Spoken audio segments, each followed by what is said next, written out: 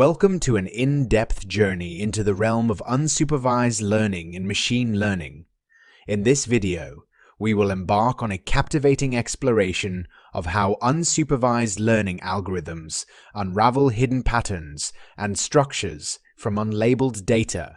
Unsupervised learning empowers us to extract insights from data without relying on predefined labels. It is a powerful tool for data exploration and discovering underlying patterns.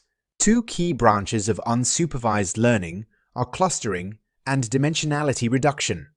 Clustering algorithms bring together similar data points, forming cohesive clusters based on their shared characteristics. Clustering is widely used for tasks such as customer segmentation, image segmentation, and anomaly detection. It helps identify meaningful groups or anomalies within the data. Dimensionality reduction techniques aim to simplify complex datasets by reducing their dimensionality while preserving the essential characteristics. Methods like principal component analysis, PCA, and TSNE, T-distributed stochastic neighbor embedding allow us to visualize and analyze complex data by projecting it into lower dimensional spaces. Unsupervised learning serves as an invaluable tool for exploratory data analysis, helping us gain insights into the intrinsic structure and relationships within the data.